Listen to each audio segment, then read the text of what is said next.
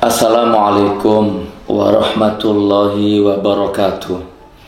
Alhamdulillah ya Allah. Alhamdulillah ya Allah.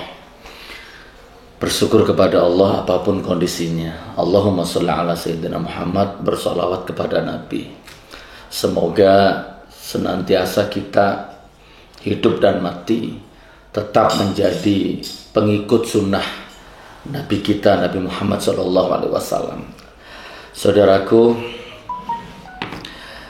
alhamdulillah masih bisa ketemu kembali ya lewat video vlog. Agak terlambat tapi tetap mudah-mudahan memberikan instrumen positif ya ke dalam ruangan-ruangan pikiran kita ya, ruangan-ruangan hati kita. Masya Allah. Ada beberapa hal yang akan kita obrolkan hari ini. Yang pertama masalah Cak Nun yang beberapa minggu ini menghiasi media sosial yang katanya mau dipolisikan. Sepurane ya baru bisa jawab, baru bisa buat video sekarang. Cak Nun dipolisikan ya, Cak Nun dilaporkan sama Front Pembela Jokowi. Tidak tahu sudah apa belum. Aku tidak ngikuti beritanya. Tapi begini intinya.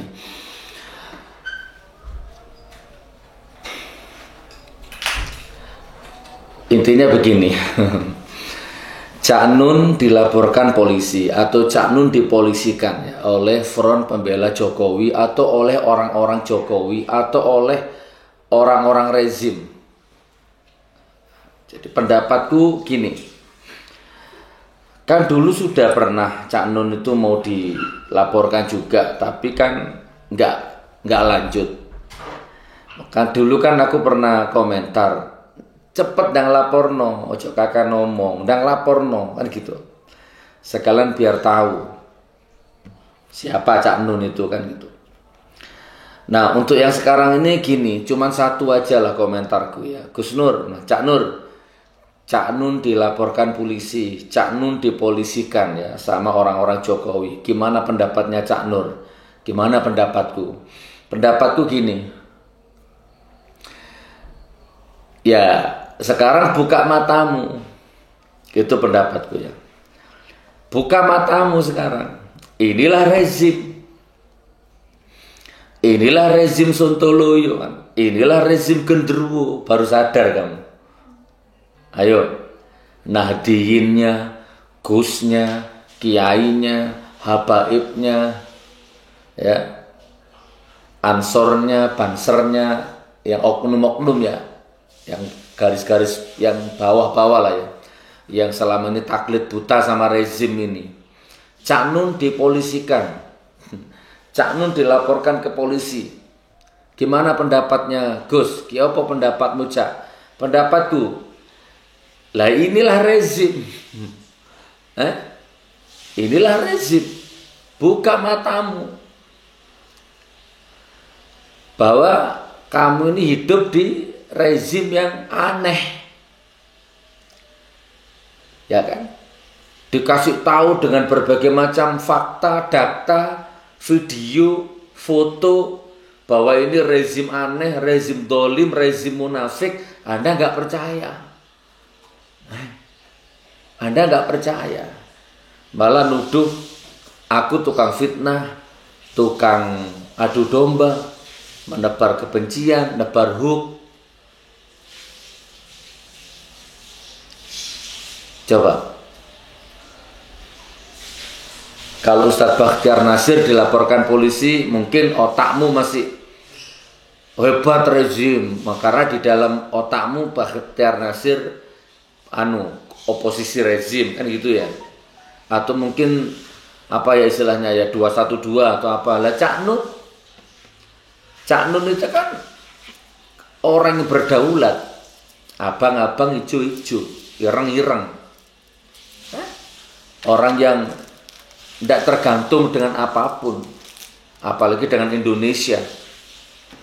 Inilah buka matamu. Cak Nur, Gus Nur, ya apa pendapatnya sampean? Banyak sing takon nang aku.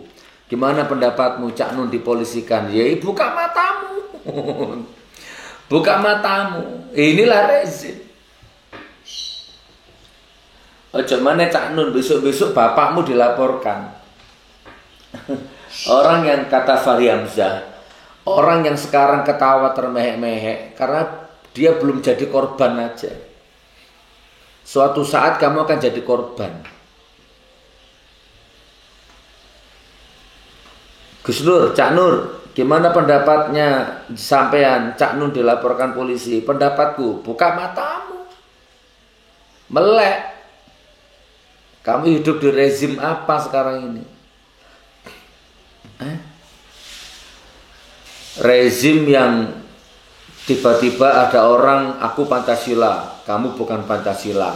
Aku NKRI, kamu bukan NKRI. Kan 73 tahun merdeka baru sekarang ada kamu, aku anti NKRI, aku NKRI, aku Pancasila, aku Bhinneka Tunggal Ika, kamu tidak. Kan baru sekarang 73 tahun merdeka. Nuduh-nuduh orang anti Pancasila.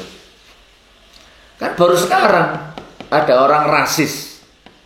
Kan selama ini selesai bab Cina, Jawa, pribumi, Arab. Kan nggak ada selama 73 tahun.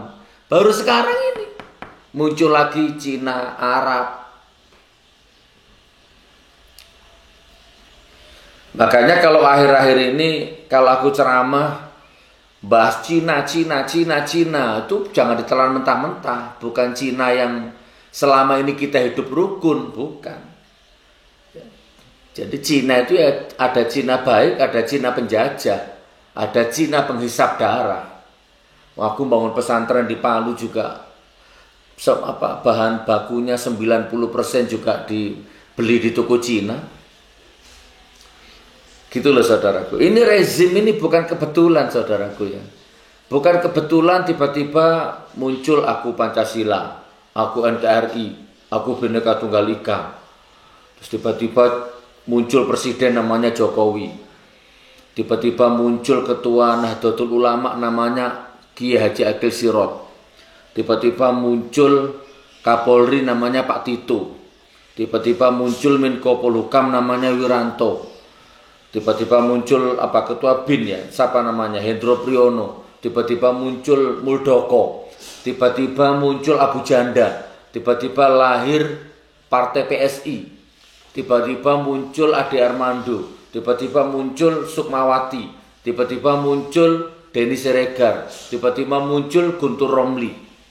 Itu bukan kebetulan ini. Tiba-tiba muncul Gus Yakut. Tiba-tiba muncul Banser Bakar Tauhid. Ini bukan kebetulan. Melek matamu.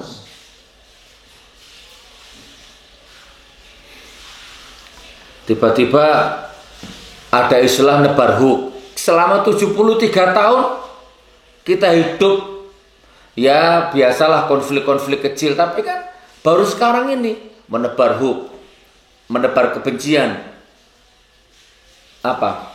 Ujaran kebencian, pasal ITE kan baru di rezim ini. Buka matamu.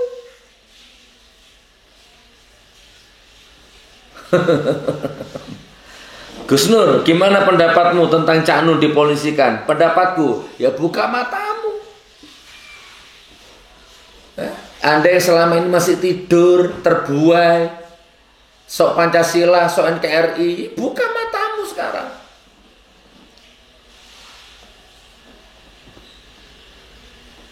Poin pertama. Poin kedua, kematian yang sudah mencapai 600 lebih. Ya, petugas KPPS yang meninggal 600 lebih. Belum yang masih sekarat di rumah sakit. Astagfirullah, aku gak iso ngarani lah kira ya. Sementara elit politiknya masih sibuk. Wis aku kentean bahan bahas masalah ini. Tapi coba lihat. Ada dokter Ani bahas, dilaporkan ke polisi. surat panggilannya sudah turun, sementara jadi saksi. Masih ada cebong-cebong ya, masih ada gus-gus, kiai-kiai, cebong-cebong ya. Itu menutup mata. Padahal Ikatan Dokter Indonesia, orang-orang yang memang berkompeten di dunianya itu sudah ngomong, sudah buka suara, sudah resah. Ini ada apa ini? Kok orang mati segini banyak, ada apa?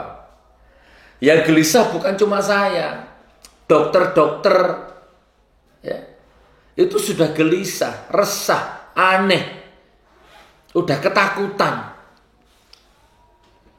Tapi ada segelintir pribumi, segelintir cebong-cebong prematur yang mati ya mati, takdir, bla bla bla bla bla bla bla. Ya, jadi gimana Gus? Ya kita doakan mudah-mudahan arwahnya diterima di sisi Allah. Ya, kita tunggu, kan ini masih bergulir terus ini. Baru sekarang pemilu menelan korban sampai segini, melebihi bom Bali. Dan ini sudah jadi sorotan dunia. Puluhan dokter yang tergabung dalam komunitas kesehatan peduli bangsa menuntut pemerintah untuk menginvestigasi penyebab kematian 500-an petugas pada pemilu 2019 dengan mengotopsi jasad korban. Kita menuntut suatu otopsi. Dari otopsi itu baru nanti akan ditentukan sebab-sebab kematian yang lebih pasti daripada satu simpulan yang sifatnya umum seperti kelelahan itu yang tidak ada di dalam medical statement biasanya. Nah, setelah itu baru nanti kalau memang ada pelanggaran HAM ya tentu saja kita akan menuntut bagaimana penyelesaiannya. Dan kami mohon pihak yang berwajib untuk menyelesaikan dan mengusut hal ini sehingga jelas. Oke, yang nomor 3 ya saudaraku ya, masalah kecurangan. Jadi saya tak totone ya, jauh sebelum ada pemilu, sejak registrasi daftar nomor handphone pakai KK, iku aku mencak-mencak. Ya, aku sudah ngomong di mana-mana. Nggak ada di seluruh dunia daftar nomor handphone registrasi ulang pakai KK, itu nggak ada di seluruh dunia. Jangan-jangan ini modus ya untuk menarik datamu, ya, untuk memanipulasi datamu, untuk menciptakan KTP palsu untuk kecurangan pemilu 2019. Coba lihat video-videoku yang dulu, jauh sebelum ada Pilpres. Berapa ratus suara, KTP-nya sama, tanggal lahirnya sama. Nanti saya putarkan videonya. Nggak ada, di mana-mana kalau registrasi nomor handphone itu ya cuman SIM, KTP, paspor, ID card, sudah, nggak ada pakai KK.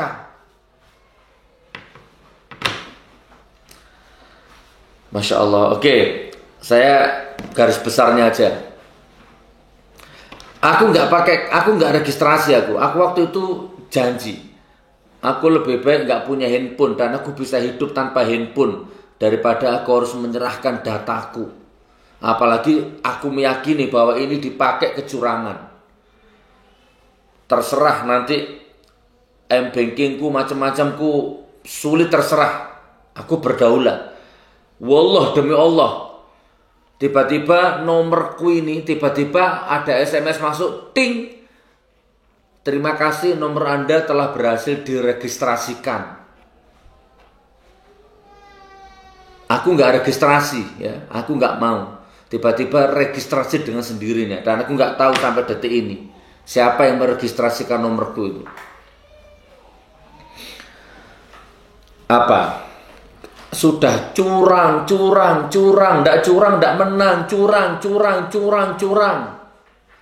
Tapi ada cebong, ada Gus, ada Kiai, ada Habib, ya, ada lingkaran rezim yang nyerang. Nggak bisa kitab kuning, mantan softtek, mantan bajingan, jual madu, jual kopi.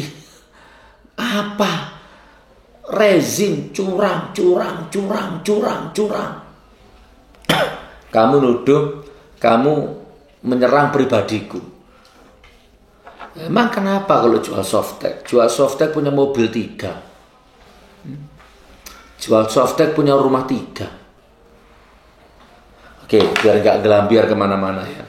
Curang. Jauh sebelum ada pilpres. Belum ada orang teriak curang, aku ngomong curang. Tapi ya memang begitu. Terus kemarin gimana kabar yang 100 miliar kemarin? Tuh Bang Nahrawa sudah melaporkan dan membawa datanya. Mana 100 miliarnya? Bahkan sekarang lagi heboh mendunia. Bang Khairul ya namanya itu ya. Siapa yang menciptakan robot kemarin? Bang Khairul Anas berhasil menciptakan robot membongkar kecurangan KPU menit demi menit, detik demi detik, dan sampai sekarang tidak dibantah oleh orang-orang KPU. Nanti saya tampilkan videonya. Ya, alumni ITB tahun 2004 kalau saya nggak salah menciptakan robot namanya robot Ikhlas. Pada hari Kamis kemarin saya sudah bersaksi sebagai saksi ahli di Bawaslu. Semua kesaksian saya tidak ada yang dibantah oleh KPU sebagai tergugat. Kemudian publikasi situng ini diakui oleh KPU bahwa tidak berdasarkan data yang telah terverifikasi. Ini adalah keahlian investigasi IT forensik dalam bentuk gambar C1. Ini diambil dari beberapa TPS di Jawa Tengah secara acak. Ini kalau diklik dibandingkan C1 dengan C1 berikutnya, itu latar belakangnya tidak bergerak. Ketika proses scanning, itu seharusnya paralel antara latar belakang dan isinya. Tapi di sini isinya nari-nari. Artinya ini adalah terindikasi manipulatif. Boleh diklik lagi yang sebelah kiri. Ini lain lagi. Ini proses penggunaan filter negatif. Dari semua yang di-scan itu di filter negatif, tidak ada yang bisa dibaca. Artinya ini bukan hasil scanning, tapi hasil editing di Microsoft Word atau di Photoshop. Pada hari Kamis kemarin saya sudah bersaksi sebagai saksi ahli di Bawaslu. Semua kesaksian saya tidak ada yang dibantah oleh KPU sebagai tergugat. Kemudian publikasi situng ini diakui oleh KPU bahwa tidak berdasarkan data yang telah terverifikasi. Ini adalah keahlian investigasi IT forensik dalam bentuk gambar C1. Ini diambil dari beberapa TPS di Jawa Tengah secara acak. Ini kalau diklik dibandingkan C1 dengan C1 berikutnya, itu latar belakangnya tidak bergerak. Ketika proses scanning, itu seharusnya paralel antara latar belakang dan isinya. Tapi di sini isinya nari-nari. Artinya ini adalah terindikasi manipulatif. Boleh diklik lagi yang sebelah kiri. Ini lain lagi. Ini proses penggunaan filter negatif. Dari semua yang di-scan itu di filter negatif, tidak ada yang bisa dibaca. Artinya ini bukan hasil scanning, tapi hasil editing di Microsoft Word atau di Photoshop. Kekacauan situng itu sebenarnya dimulai dari DPT. Satu TPS di Tulungagung, Jawa Timur, mereka bertanggal lahir 1 Januari 70 semuanya. Kemudian ini kita lari ke Sukabumi. Ini dicek oleh tim Fakta TV One. TPS 13, Desa Nanggerang, Kecamatan Cicurug, Sukabumi, Jawa Barat. Semuanya bertanggal lahir 1 Januari 49. Dan kita sudah cek ke Dukcapil, mereka punya tanggal lahir. Jadi alasan bahwa mereka tidak tahu tanggal lahirnya adalah bohong. KPU mengakui, tetapi dia hanya mengatakan itu salah ketik. Akal sehat saya mengatakan tidak mungkin salah ketik sebab jumlahnya banyak sekali. Di Jawa saja ada 19.427 TPS dan kita protes berkali-kali tidak dihapus. Jadi itu udah pasti DPT tuyul. Kurang.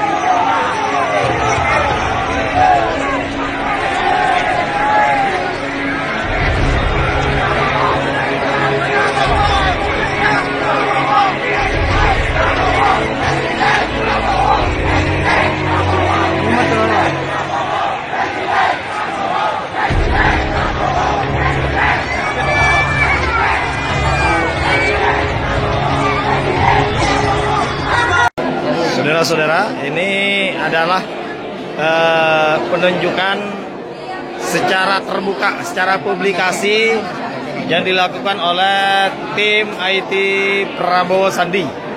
Dan ini boleh menyaksikan, siapa saja boleh bertanya secara langsung.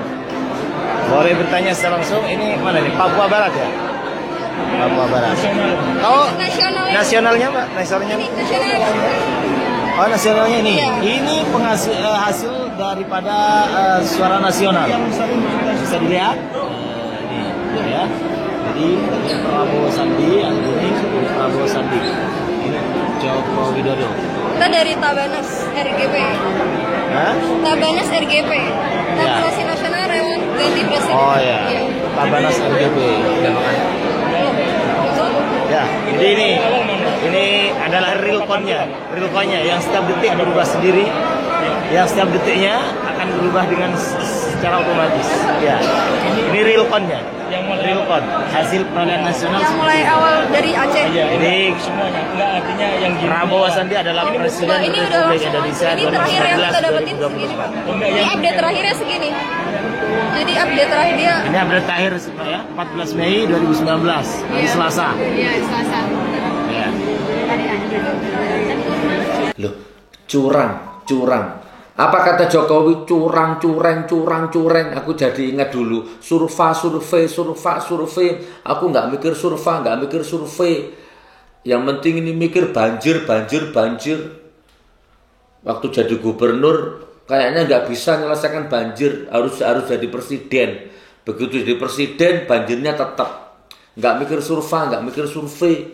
Sekarang nggak curang. Astagfirullahaladzim. Dan sudah dibuka curangnya. Khatamallahu ala qulubihim wa ala sam'ihim wa ala absarihim ghisyawah. Dikasih peringatan atau tidak dikasih peringatan sama saja orang-orang munafik itu. Dan ada hadis sahih, akan tiba satu zaman pada manusia yang dusta dipercaya, yang pembohong dipercaya. Sudah tahu curang loh sih dipercaya, bahkan masih dibela mati-matian. Tak tampilkan video nanti. Ini sudah bukan soal Prabowo, sudah bukan begitu dicoblos nomor 02 selesai sudah. Sekarang ini adalah curang. Apa kata cebong? Apa kata pendukung rezim? Kalah nggak terima.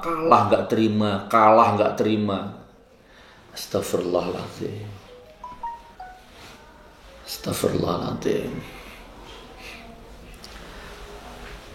People power dituduh makar. Dulu 2014 Jokowi dan rezim ini pernah ngomong kok, pernah menggaung-gaungkan people power. People power mencurangi kecurangan, people power mencurangi kecurangan, memerangi kecurangan. Sekarang begitu sudah berkuasa, orang yang mau melakukan people power dituduh makar. Dulu zaman SBY BBM naik 1 kali, geger PDI jadi se-Indonesia Raya. Demo di mana-mana sambil nangis-nangis. Walk out dari DPR waktu rapat bahas masalah BBM naik.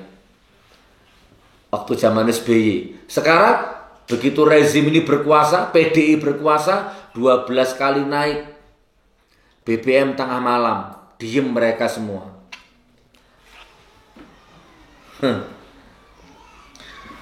Begitu aku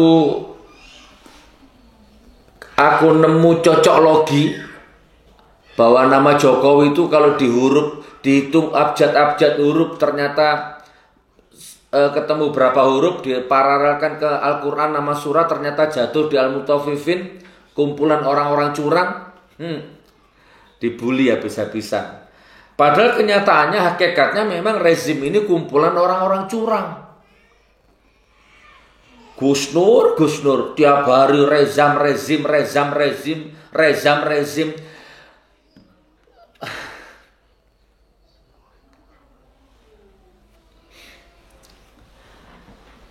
Aku tiap hari ngomong rezim itu nggak dapat bayaran. Aku tiap hari ngomong rezim itu bukan tanpa resiko. Aku tiap hari ngomong rezim itu mahal harganya. Bukan demi pamrih, bukan demi ketenaran, bukan demi panggung. Mungkin bagi kamu nggak penting, ya, tapi ada orang lain yang sangat prihatin dengan kondisi bangsa ini, yang nggak berani ngomong. Mungkin sekarang salah di matamu. Nanti kalau kamu mate, kamu bongkok. Jangan-jangan perjuanganku bermanfaat untuk anak cucumu.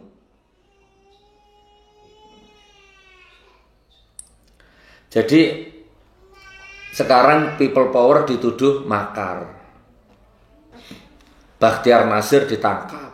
Apa? Tersangka kasus pencucian uang. Padahal uang yang sekarang disangkakan ke Bakhtiar Nasir itu tidak ada delik aduan. Tidak ada umat yang dirugikan. Apa istilahnya? Ya pokoknya tidak ada umat yang dirugikan. Kenapa kok yang korupsi EKTP itu yang tidak dipanggil? Kenapa yang korupsi buku merah kok nggak dipanggil? Kenapa yang makan bancakan reklamasi tidak dipanggil? Itu dana haji sekarang bagaimana kabarnya? Bakhtiar Nasir, Babe Hekal, Dr. Ani, Ahmad Dhani, John Ruh Ginting, Buniyani, Habib Bahar, aku, Cak Nun sekarang.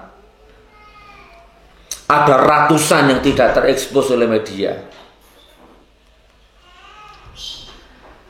Makanya ditunggu ya, ditunggu. Fenomena alam ditunggu. Saya tetap nggak bisa, saya tetap harus mencengkeram hatiku agar tidak kalah dalam permainan perasaan ini. Ya, saya pernah ngomong, cucu saya ya, banyak yang ngomong ya. Mustafa Kemal Atatürk, presiden sekuler Turki, matinya mengenaskan. Sharon, siapa itu kemarin, Israel, matinya mengenaskan. Ya, banyak sudah cermin-cermin yang matinya mengenaskan. Nazak, sakaratul mautnya mengenaskan. Nah, akan ada di rezim ini orang-orang yang matinya mengenaskan seperti itu. Jangankan matinya, hidupnya saja mengenaskan. Dan kalau Anda jeli, itu sudah terjadi. Orang-orang yang di lingkaran itu, yang bikin masalah, yang bikin bangsa Indonesia carut marut seperti ini, sudah mengenaskan hidupnya. Silakan. Saya nggak mau ngomong vulgar karena ini rezim-rezim aneh. Dikit-dikit delik aduan, dikit-dikit delik aduan. Sudah ada orang yang mulai sakit-sakitan nggak sembuh-sembuh. Sudah ada orang yang mulai rumah tangganya berantakan. Sudah dicabut keberkahannya. Sudah ada yang kelihatannya gagah padahal impoten, lemah syahwat. Ada di saya semua datanya. Sudah nggak bahagia istrinya, sudah nggak bahagia rumah tangganya. Uangnya miliaran, bahkan mungkin triliunan. Uangnya siapa? Uangnya siapa? Uangnya koruptor, uangnya rakyat. Darah rakyat dihisap. Saya percepat deh. Oke, jadi people power dituduh makar. Padahal dulu sebelum berkuasa rezim ini pernah menggaung-gaungkan people power. Anda mau bilang makar bagaimana? Kalau 1.000, 2.000, 3.000 kamu boleh bilang makar. Lah ini jutaan. Ini rakyat hampir di seluruh provinsi kamu bilang makar tuh loh.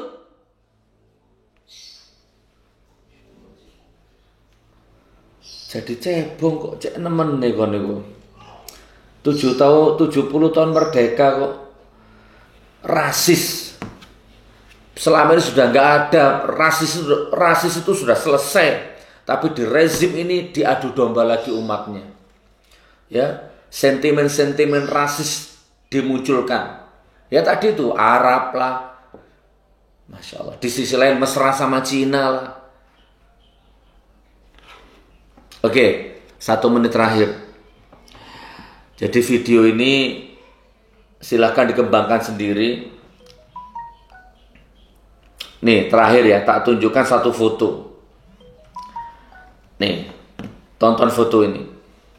Nanti kita tampilkan di sini. Ini foto luar biasa. Di mana-mana memang ada selalu fenomena seperti ini. Coba lihat, ada seorang mayat diinjak, 2 atau 3 mayat diinjak oleh penjajah. Ini wajah-wajah bule itu kan, penjajah. Dan yang diinjak itu kayaknya pribumi kan. Pribumi, bisa jadi ulama, bisa jadi aktivis.